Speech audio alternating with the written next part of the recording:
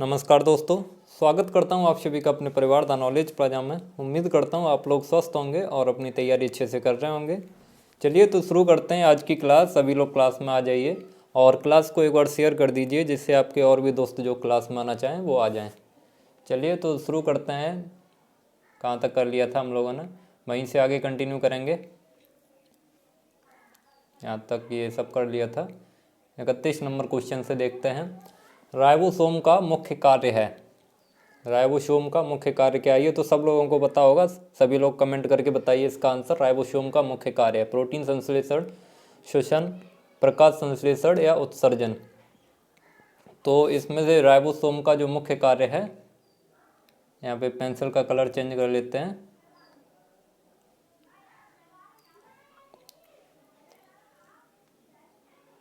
तो राइबोसोम का मुख्य कार्य प्रोटीन का संश्लेषण करना होता है। राइबोसोम का मुख्य कार्य क्या होता है? Protein synthesis. श्वसन किसका कार्य होता है? तो श्वसन करना माइटोकॉन्ड्रिया। श्वसन की क्रिया माइटोकॉन्ड्रिया में होती है। क्रेब्स साइकिल पढ़ी होगी आप लोगों ने। और ये प्रकाश संश्लेषण की क्रिया कहाँ होती है? तो ये प्रकाश संश्लेषण की क्रिया क्लोरोप्लास्ट में होती है। क्लोरोप्लास्ट, हिंदी में बोलते हैं हरित लवक। प्रकाश संश्लेषण की क्रिया क्लोरोप्लास्ट में होती है। क्लोरोप्लास्ट में कहाँ पे होती है? तो यहाँ पे दो पाए जाते हैं, एक ग्रेना होता है और एक स्ट्रोमा होता है। ग्रेना और स्ट्रोमा। फोटोसिंथेसिस की जो डार्क रिएक्शन होती है वो स्ट्रोमा में होती है और लाइट रिएक्शन जो होती है वो ग्रेना में होती है। चलिए अगला क्वेश्चन देखते हैं। आप लोग कॉपी पेन लेके बैठे होंगे, ये सब आप लोग नोट करते चलिए। और जो लोग पहली बार जुड़े हुए हैं चैनल पे उन लोगों को बता दें कि इसके माध्यम से ही आपकी थ्योरी भी कंप्लीट कराई जा रही है।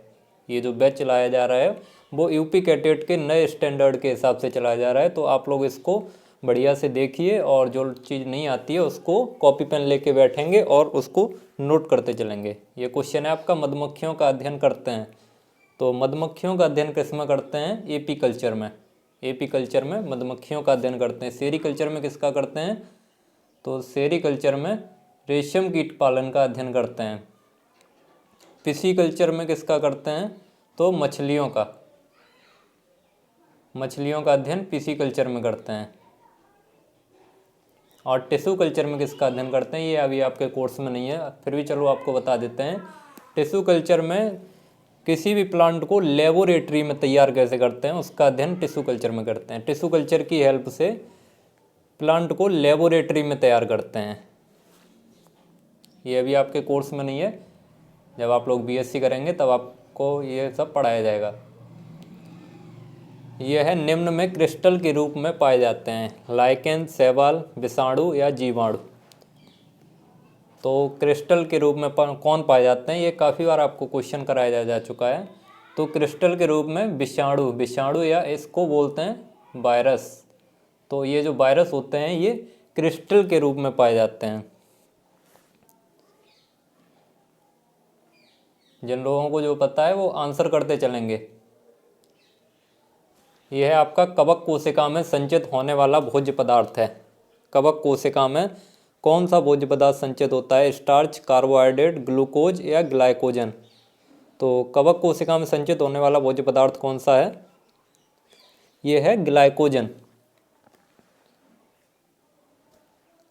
ग्लाइकोजन जो है वो कवक कोशिका में संचित होने वाला भोज्य पदार्थ है।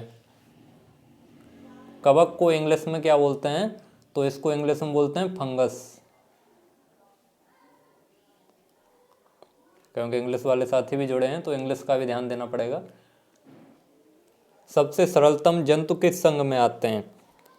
प्रोटोजोआ, पोरीफेरा, सीलेंट्रेटा या कार्डेटा।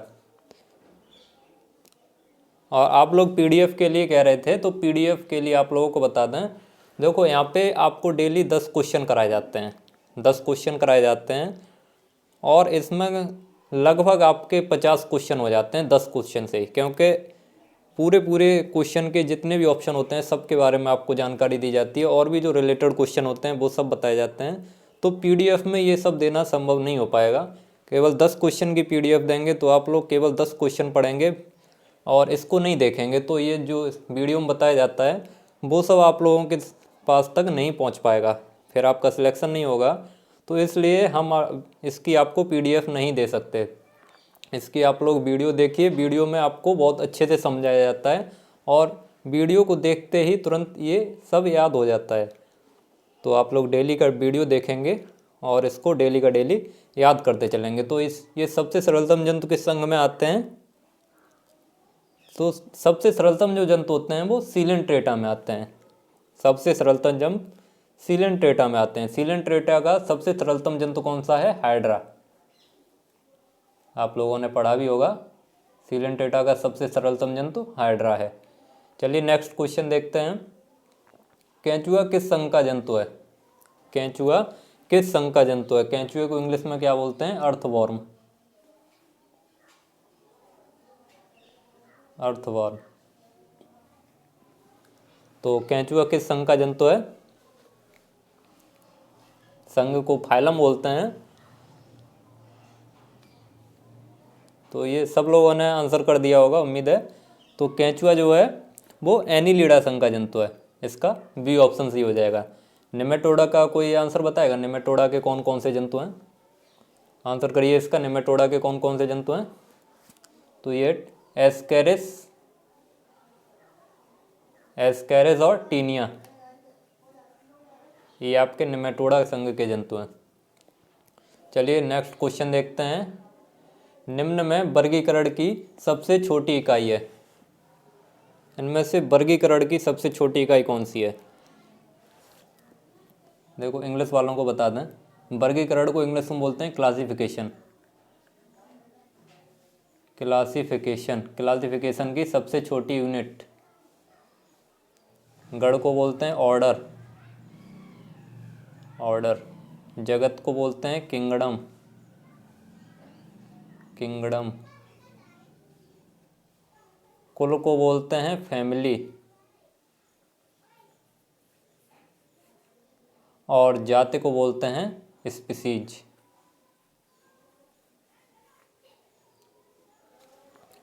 तो सबसे छोटी इकाई कौन सी होती है? सबसे छोटी इकाई जाति या स्पीसीज। तो इसका डी ऑप्शन सही हो जाएगा।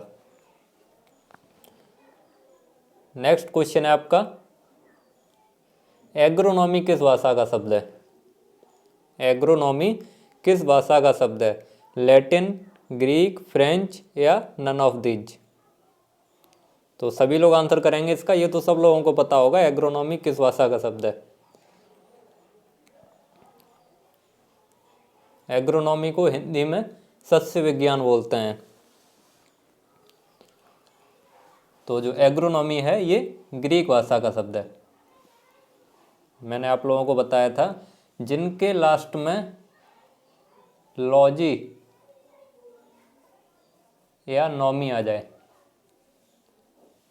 लॉजी या नॉमी आ जाए, वो सारे ग्रीक वर्ड होते हैं। केवल इसमें दो अपवाद थे, मैंने आपको बताया भी था कौन कौन से दो अपवाद थे। तो एक था पोमोलॉजी, पोमोलॉजी, और एक था माइक्रोबायोलॉजी, माइक्रोबायोलॉजी।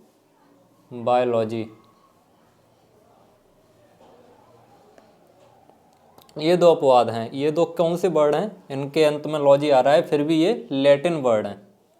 फिर भी ये कौन से हैं? लैटिन वर्ड हैं।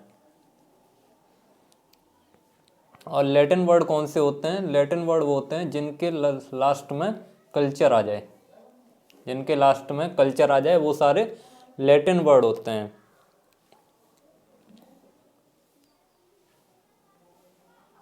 एग्रोनॉमी में किसका अध्ययन करते हैं? तो सस्य फसलों का अध्ययन करते हैं एग्रोनॉमी में। खाद्य फसलें, दलहनी फसलें, तिलहनी फसलें, ये सारी फसलें एग्रोनॉमी में स्टडी की जाती है। अभी आपका क्वेश्चन है, फेलेरिस माइनर खरपतवार का संबंध किस फसल से है? फेलेरिस माइनर खरपतवार का संबंध किस फसल से है? धान, गेहूं, मक्का या जौ? तो कुछ लोग तो अभी समझ नहीं पाए होंगे, आपको बता दें, फेलेरिस माइनर को गुल्ली डंडा, गुल्ली डंडा, नकलची खरपतवार, नकलची खरपतवार और गेहूं का मामा भी बोलते हैं। अब तो सभी लोग समझ गए होंगे ये गेहूं से ही संबंधित है, गेहूं का मामा, इसीलिए यहाँ पे गेहूं का मामा नहीं लिखा था, फेलेरिस माइनर लिखा था। तो ये आप लोगों को सब याद होना चाहिए। इसके क्या क्या नाम होते हैं, गुल्ली डंडा भी लिखा जा सकता है इसको।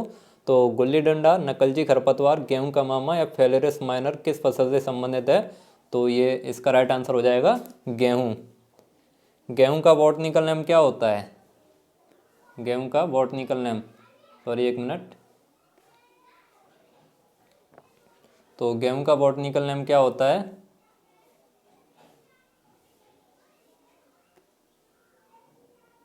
एक मिनट,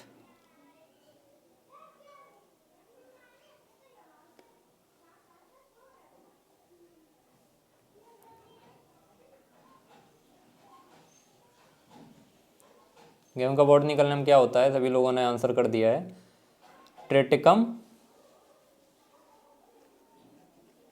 ट्रेटिकम एस्टिवम, ये इसका बॉटनिकल नेम होता है। धान का क्या होता है? ओराइजा सटाइवा, धान का होता है ओराइजा सटाइवा। और मक्का का क्या होता है? जिया मेज। चने का क्या होता है? सिसर एरिटनम,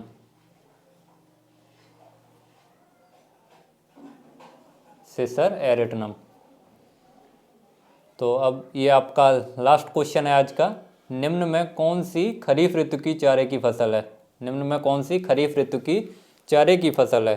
धान, अरहर, ज्वार या सभी? तो इनमें से खरीफ ऋतु की, यहाँ पे देखिए चारे की फसल पूछी है। वैसे ये खरीफ ऋतु की तो धान भी है, अरहर भी है और ज्वार भी है, लेकिन इसमें चारे की फसल कौन सी है? तो चारे की फसल इसमें ज्वार है। ज्वार को केवल चारे के रूप में लिया जाता है।